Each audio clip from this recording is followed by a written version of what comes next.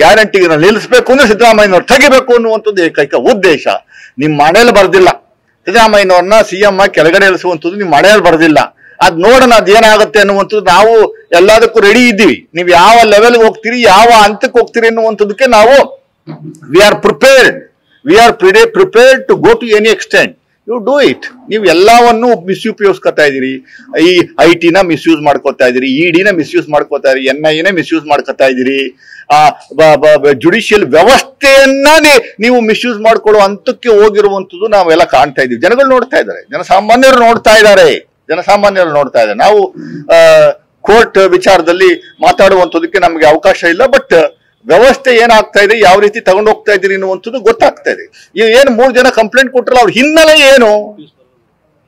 ಹಿನ್ನೆಲೆ ಏನು ದಯಮಾಡಿ ಜನಗಳಿಗೆ ತಿಳಿಸುವಂತ ಕೆಲಸವನ್ನು. ಒಬ್ಬನ ವಿರುದ್ಧ 40 ಕೇಸ್ಗಳಿವೆ, ಕ್ರಿಮಿನಲ್ ಕೇಸ್ಗಳು, FIR ಗಳಿದಾವೆ. ಬ್ಲಾಕ್ ಮೇಲು, ಎಕ್ಸ್ಟಾರ್ಷನ್, ಥ್ರೆಟ್ನಿಂಗು, ಒಂದು ಮರ್ಡರ್ ಕೇಸು ಇಲ್ಲಿ ಮೈಸೂರನೊಬ್ಬ. ಇನ್ನೊಬ್ಬನ ವಿರುದ್ಧ ಕ್ರಿಮಿನಲ್ ಕೇಸಸ್ಗಳು ಸಾಕಷ್ಟು ಇದಾವೆ. ಆಫೀಸರ್ಸ್ಗಳಿಗೆಲ್ಲ ಬ್ಲಾಕ್ ಮೇಲ್ ಮಾಡಿ ದುಡ್ಡು ವಸೂಲಿ ಮಾಡುವಂತ ವಿಡಿಯೋ ಆಡಿಯೋಗಳಿದಾವೆ.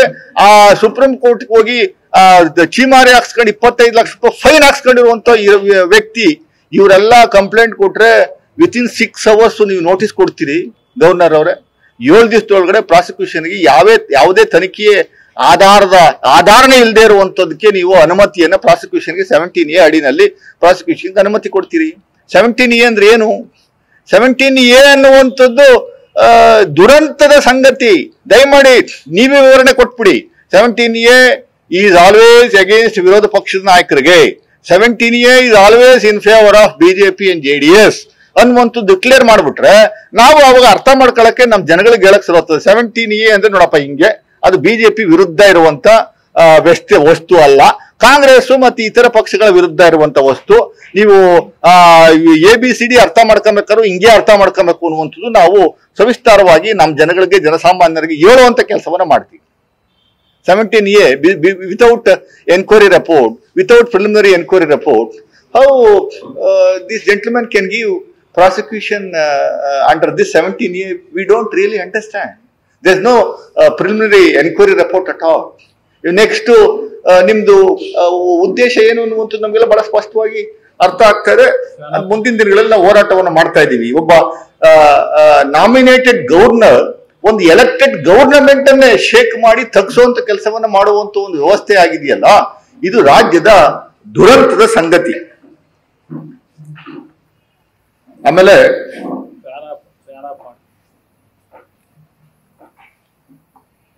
ನಮ್ಮ ರಾಜ್ಯಪಾಲರು ದಯಮಾಡಿ ನೀವು ಪ್ರತಿಯೊಂದಕ್ಕೂ ಪತ್ರವನ್ನು ಬರೆದು ಎದುರಿಸುವಂತ ಕೆಲಸವನ್ನ ಮಾಡ್ತಾ ಇದ್ದೀರಲ್ಲ, ನಿಮ್ಮ ಕಚೇರಿಯಿಂದ ಇನ್ಫಾರ್ಮೇಶನ್ಸ್ನ ಬರೆದಿರುವಂತ ಪತ್ರ, ಪ್ರಾಸಿಕ್ಯೂಷನ್ ಕೊಡುವಂತ ಪತ್ರ, ಇನ್ನೆಲ್ಲೋ ಬರೆದಿರುವಂತ ಪತ್ರ, ಲೋಕಾಯುಕ್ತದವ್ರು ಕೊಟ್ಟಿರುವಂತ ಪತ್ರ, ಅವೆಲ್ಲ ಎಲ್ಲಿಂದ ಲೀಕ್ ಆಗ್ತಾ ಇದೆ ಅನ್ನುವಂಥ ನೀವೇ ಲೀಕ್ ಮಾಡ್ಬಿಟ್ಟು ನಮ್ಗೆ ಹೇಳ್ತಾ ಇದ್ದೀರಿ ರಾಜ್ಯ ಸರ್ಕಾರಕ್ಕೆ.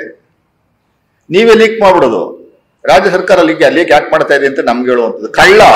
ಕಳ್ತನ ಮಾಡಿ ಹೊರಗಡೆ ಬಂದ್ಬಿಟ್ಟು ಕಳ್ಳ ಕಳ್ಳ ಕಳ್ಳ ಕಳ್ಳ ಅಂತ ಬಡ್ಕೊಳ್ಳೋದು, ಅವನೇ ಕಳ್ಳೇ ಬರ್ಕೊಳ್ಳೋದು, ಕಳ್ಳ ಕಳ್ಳ ಕಳ್ಳ.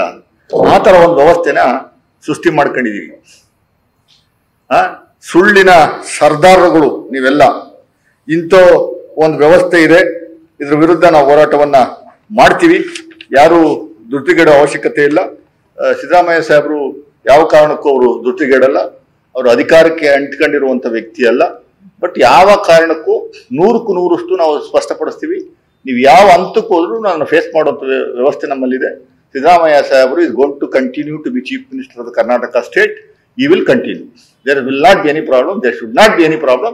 We will face to any extent, to any amount of legally we are going to face. We are going to face legally. ಯಾರನ್ನು ಥ್ರೆಟ್ ಮಾಡುವಂಥದ್ದು ಮತ್ತೊಂದು ಇನ್ನೊಂದು ಮಾಡಬೇಕು ಅನ್ನೋಂಗಿದ್ರೆ ಬಿಜೆಪಿ ಉತ್ತರ ಯಾವತ್ತೂ ಏನೋ ಮಾಡಬಹುದಾಗಿತ್ತು. ನಾವು ಕೊಟ್ಟಂತ ಕಂಪ್ಲೇಂಟೇನೆ ರಿಜಿಸ್ಟರ್ ಮಾಡುವಂತ ಕೆಲಸ ಮಾಡಲಿಲ್ಲ ಪೊಲೀಸ್ನವರು. ಅಂದ್ರೆ ನಾವೆಲ್ಲೂ ಯಾರನ್ನು ಥ್ರೆಟ್ ಮಾಡುವಂತ ಕೆಲಸವನ್ನು ಮಾಡಿದ್ವಿ. ಸತ್ಯವನ್ನ ನಂಬ್ಕೊಂಡಿರುವಂಥದ್ದು, ಸತ್ಯಕ್ಕೋಸ್ಕರ ನಾವು ಕಾಯುವಂತ ಕೆಲಸವನ್ನು ನಾವು ಮಾಡ್ತೀವಿ.